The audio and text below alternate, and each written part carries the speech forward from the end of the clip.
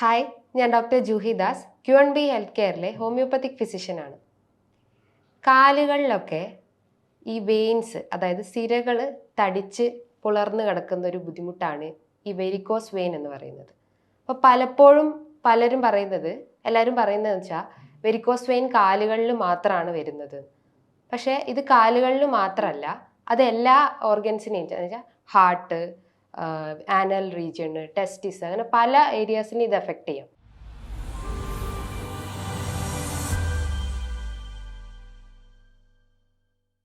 Varicose vein ഉദ്ദേശിക്കുന്നത് വെയിൻസിലേക്കുള്ള blood flow correct ആവാത്തൊരവസ്ഥ. അതായത് വെയിൻസിൻ്റെ അകത്ത് വാൾവ്സ് ഉണ്ട്.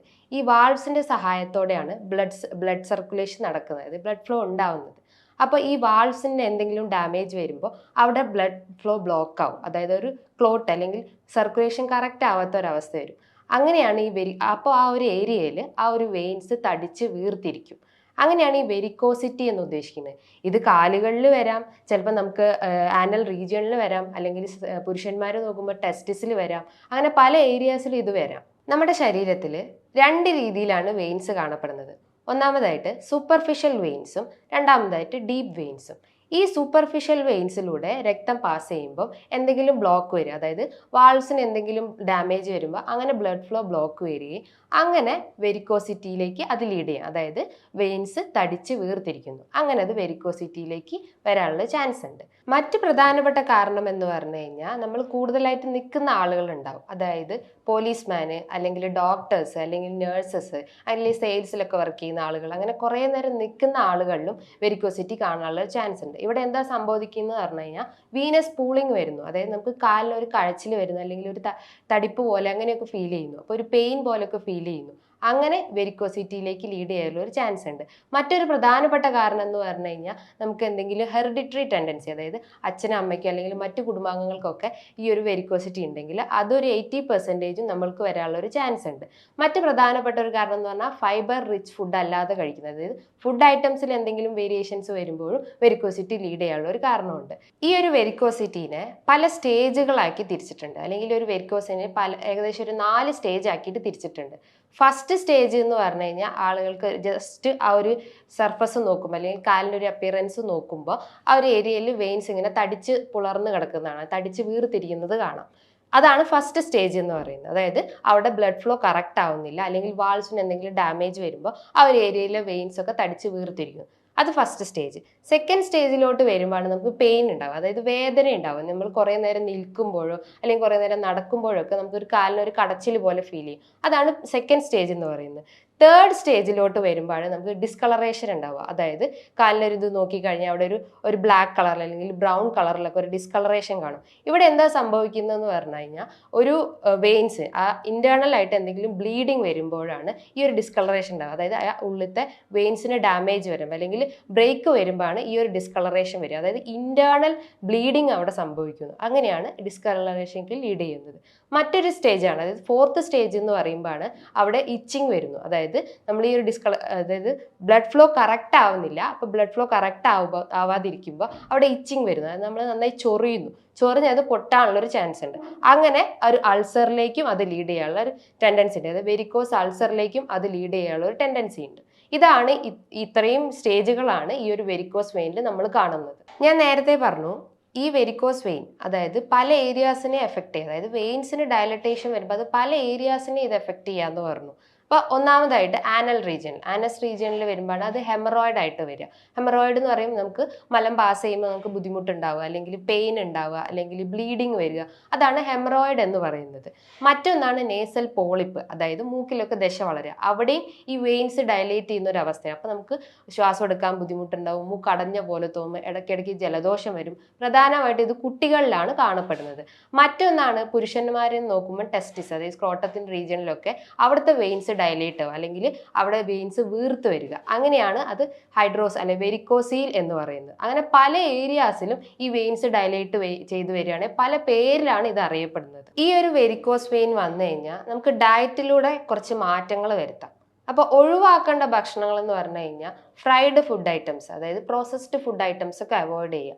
അത് ഓയിലി ഫുഡ് ഒക്കെ ഐറ്റംസ് ഉണ്ടെങ്കിൽ അതൊക്കെ അവോയ്ഡ് ചെയ്യാൻ ശ്രമിക്കുക. അതേപോലെ പ്രൊലോങ്ഡ് ആയിട്ട് നമ്മൾ നിൽക്കുവാണെങ്കിൽ, കുറേ നേരം നിൽക്കുന്ന ആളുകളാണെങ്കിൽ നമ്മളൊന്ന് ഇരുന്നിട്ട് നമ്മളെ ബോഡിക്ക് ഒരു റെസ്റ്റ് ഒക്കെ കൊടുത്തിട്ട് എന്നിട്ട് നമ്മളെ മൂവ്മെന്റ്സിലേക്കൊക്കെ ഇൻവോൾവ് ചെയ്യുക. അതേപോലെ അവോയ്ഡ് ചെയ്യേണ്ട ഒരു കാര്യമാണ് ഗ്ലൂട്ടൻ. ഗ്ലൂട്ടൻ എന്ന് പറയുമ്പോൾ ഒരു പ്രോട്ടീനാണ്. അതായത് ആട്ട, മൈദ, റവ അല്ലെങ്കിൽ കിഴങ്ങ് വർഗ്ഗങ്ങളിലൊക്കെ കാണപ്പെടുന്ന ഒരു പ്രോട്ടീനാണ് ഈ ഗ്ലൂട്ടൻ എന്ന് പറയുന്നത്. അപ്പൊ അത് കട്ട് ചെയ്യാൻ ശ്രമിക്കുക.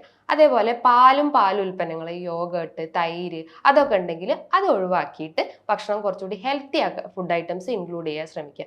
അതേപോലെ ഫൈബർ റിച്ച് ആയിട്ടുള്ള ഫുഡ് ഐറ്റംസ് കഴിക്കാൻ ശ്രമിക്കുക. അതേപോലെ നമ്മൾ ഇൻക്ലൂഡ് ചെയ്യേണ്ട ഫുഡ് ഐറ്റംസ് എന്ന് പറഞ്ഞു കഴിഞ്ഞാൽ വൈറ്റമിൻ സി റിച്ച് ആയിട്ടുള്ള ഫുഡ് ഐറ്റംസ്, ക്യാബേജ് അല്ലെങ്കിൽ ഓറഞ്ച് അല്ലെങ്കിൽ എന്തെങ്കിലും ബെറീസ്, ഇത്തരം വൈറ്റമിൻ സി റിച്ച് ആയിട്ടുള്ള ഫുഡ് ഐറ്റംസ് എടുക്കുക. അതേപോലെ ഒമേഗ 3 ഫാറ്റി ആസിഡ്സ് ഒക്കെ എടുക്കുകയാണെങ്കിൽ, അതായത് ഫിഷ് ഐറ്റംസ് ഒക്കെ ഉണ്ടെങ്കിൽ, നട്ട്സ്, വാൾനട്ട്സ്, ബ്രസീൽ നട്ട്സ്, ഇങ്ങനത്തെ നട്ട്സ് ഒക്കെ ഉണ്ടെങ്കിൽ അത് ഭക്ഷണത്തിൽ ഉൾപ്പെടുത്താൻ ശ്രമിക്കുക. ഇതൊക്കെയാണ് നമ്മൾ ഭക്ഷണ രീതിയിൽ വരുത്തേണ്ട മാറ്റങ്ങൾ. അതേപോലെ നമ്മൾ എക്സസൈസ് നോക്കുമ്പോൾ നമുക്ക് കാലിന് ഈ ഒരു വേദന അല്ലെങ്കിൽ കഴപ്പൊക്കെ വരുവാണെങ്കിൽ നമ്മളെ ഹാർട്ട് ലെവലിനേക്കാട്ടും കുറച്ചുകൂടി ഹൈറ്റ് കൂടിയിട്ട്, അതായത് നമ്മൾ ബെഡിൽ കിടന്നിട്ട് നമ്മൾ ഭിത്തിയോട് ചേർന്നിട്ട് കാല് പൊക്കി വെക്കുക. അതായത് ഹാർട്ട് ലെവലിനേക്കാട്ടും കുറച്ചുകൂടി ഹൈറ്റ് കൂടിയിട്ടുള്ള ഏരിയയിലേക്ക് കാല് പൊക്കി വെക്കുക. അപ്പോൾ ആ ഒരു ഏരിയയിലേക്ക് ബ്ലഡ് ഫ്ലോ കറക്റ്റ് ആവുകയും നമ്മുടെ സർക്കുലേഷൻ കറക്റ്റ് ആവുകയും ചെയ്യുന്നു. അതേപോലെ നമ്മൾ കൂടുതലായിട്ട് നടക്കുകയാണെങ്കിൽ അത് കഴിവതും ഒഴിവാക്കിയിട്ട് ഇരിക്കാൻ ശ്രമിക്കുക. ഇനി കൂടുതൽ ഇരിക്കുന്ന ആളുകളാണെങ്കിലും അത് ഓവറായിട്ട് ചെയ്യാതെ ഒരു പ്രോപ്പർ രീതിയിൽ കൊണ്ടുപോകാൻ ശ്രമിക്കുക. ഓവർ വാക്കിങ്ങും ഓവർ സ്റ്റാൻഡിങ്ങും ഒക്കെ ഒഴിവാക്കിയിട്ട് ഒരു പ്രോപ്പർ ഇത് മെയിൻറ്റെയിൻ ചെയ്യാൻ ശ്രമിക്കുക. അതേപോലെ തന്നെ നമ്മൾ ധാരാളം വെള്ളം കുടിക്കാൻ ശ്രമിക്കുക. അതായത് ആ ഒരു വെള്ളം കുടിച്ചു കഴിഞ്ഞാൽ നമ്മൾ സ്കിന്നൊക്കെ കുറച്ചുകൂടി ഗ്ലോ ആവുകയും ആ ഒരു ഇച്ചിങ്ങും അല്ലെങ്കിൽ ആ ഒരു ഡിസ്കളറേഷനൊക്കെ കുറച്ച് കൊണ്ടുവരാൻ പറ്റും. അപ്പോൾ ഏകദേശം ഒരു 3 ലിറ്റർ വെള്ളമെങ്കിലും ഡെയിലി കുടിക്കാൻ ശ്രമിക്കുക.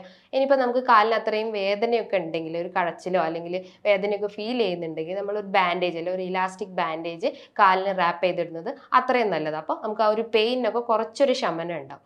ഇനിയിപ്പോൾ ഈ ഒരു വെരിക്കോസിറ്റി മൂലം പല കോംപ്ലിക്കേഷൻസ് നമ്മളെ ബോഡിയിൽ ഉണ്ടാക്കാം. അപ്പോൾ അതിൽ പ്രധാനമായിട്ടുള്ള ഒന്നാണ് ഡീപ്പ് വെയിൻ ത്രോംബോസിസ് എന്ന് പറയുന്നത്. ഡീപ്പ് വെയിൻ ത്രോംബോസിസ് എന്ന് പറഞ്ഞാൽ ഈ ഒരു ഞാൻ നേരത്തെ പറഞ്ഞു, ഈ ഒരു വെരിക്കോസിറ്റി സൂപ്പർഫിഷ്യൽ വെയിൻസിനെയാണ് എഫക്ട് ചെയ്യുന്നത്. അപ്പം ഡീപ്പ് വെയിൻ ത്രോംബോസിസ് എന്ന് പറയുമ്പം ആ വെയിൻസിൻ്റെ അകത്ത്, അതായത് ഡീപ്പ് ആയിട്ടുള്ള വെയിൻസിൻ്റെ അകത്തേക്ക് ബ്ലഡ് ക്ലോട്ട് വരിക, അതായത് ബ്ലഡ് ഫ്ലോ കറക്റ്റ് ആവാതെ അവിടെ ക്ലോട്ട് രൂപപ്പെടുന്ന ഒരു അവസ്ഥയാണ് ഡീപ്പ് വെയിൻ ത്രോംബോസിസ് എന്ന് പറയുന്നത്. അപ്പോൾ അവിടെ ക്ലോട്ട് വരുമ്പം പ്രധാനമായിട്ടും നമ്മൾ പൾമിനറി വെസൽസ്, അതായത് ലങ്സിനൊക്കെ സപ്ലൈ ചെയ്യുന്ന വെസൽസ് ഉണ്ടാവും. അപ്പോൾ അതിൽ നിന്നൊക്കെ ക്ലോട്ട് വരുമ്പോൾ ലങ്സിലേക്കൊക്കെയുള്ള ബ്ലഡ് ഫ്ലോ കറക്റ്റ് ആവാതിരിക്കുകയും അങ്ങനെ നമുക്ക് ശ്വാസം മുട്ടലോ അല്ലെങ്കിൽ കിതപ്പോ അങ്ങനെ പല ബുദ്ധിമുട്ടുകളും വരാം. അപ്പോൾ ഈ ഒരു ഡീപ്പ് വെയിൻ ത്രോംബോസിസ് ആണ് ഇതിൻ്റെ ഒരു പ്രധാന കോംപ്ലിക്കേഷൻസ് എന്ന് ഞാൻ പറഞ്ഞു. ഈ ഒരു വെരിക്കോസിറ്റി വന്നു കഴിഞ്ഞാൽ ഇന്ന് നമ്മളെ ഈ ഒരു ഫീൽഡിൽ പല ട്രീറ്റ്മെന്റ്സും ഇന്ന് അവൈലബിൾ ആണ്. അപ്പോൾ പ്രധാനമായിട്ട് അവർ ചെയ്യുന്ന ട്രീറ്റ്മെന്റ് ആണ് ലീച്ച് തെറാപ്പി, അതേപോലെ സ്ക്ലീറോ തെറാപ്പി, അതേപോലെ സീരാവേദ, അങ്ങനെ പല ട്രീറ്റ്മെന്റ്സും ഇന്ന് അവൈലബിൾ ആണ്. ഈ ട്രീറ്റ്മെന്റ്സിന്റെ ഒപ്പം തന്നെ നമ്മളെ ഡയറ്റും അല്ലെങ്കിൽ ഈ ഒരു എക്സസൈസ് ഒക്കെ മെയിൻറ്റെയിൻ ചെയ്ത് കഴിഞ്ഞാൽ ഈ ഒരു വെയിൻസിന്റെ അല്ലെങ്കിൽ ബ്ലഡ് ഫ്ലോ ഒക്കെ കറക്റ്റ് ആവുകയും നമുക്ക് മറ്റ് അസുഖങ്ങൾ, അതായത് ഡീപ്പ് വെയിൻ ത്രോംബോസിസ് അല്ലെങ്കിൽ മറ്റെന്തെങ്കിലും ബുദ്ധിമുട്ടുകളിൽ അതും ഈ ഒരു ഇതിലൂടെ കുറഞ്ഞു കിട്ടുന്നതാണ്. ഇനിയിപ്പോൾ ഇതുമായി ബന്ധപ്പെട്ട് പല സംശയങ്ങളും നിങ്ങൾക്ക് ഉണ്ടാവും. ഇപ്പം എന്ത് ബാൻഡേജാണ് നമ്മൾ വാങ്ങിക്കേണ്ടത്, എത്ര ഗ്ലാസ് വെള്ളം കുടിക്കണം, എങ്ങനെ വാക്ക് ചെയ്യണം, അതായത് കാല് എങ്ങനെയാണ് പൊക്കി വെക്കേണ്ടത്, അപ്പോൾ ഏതൊക്കെ ഫുഡാണ് നമ്മൾ അവോയ്ഡ് ചെയ്യേണ്ടത്, അങ്ങനെ പല സംശയങ്ങളും നിങ്ങൾക്ക് ഈ ഒരു വീഡിയോ കണ്ടപ്പോൾ തോന്നിയിട്ടുണ്ടാവും. അപ്പം അങ്ങനെ എന്തെങ്കിലും സംശയങ്ങൾ ഉണ്ടെങ്കിൽ താഴെ കാണുന്ന നമ്പറിൽ നിങ്ങൾക്ക് കോൺടാക്ട് ചെയ്യാവുന്നതാണ്. ഇനിയും മറ്റൊരു വീഡിയോയുമായി വീണ്ടും കാണാം. താങ്ക്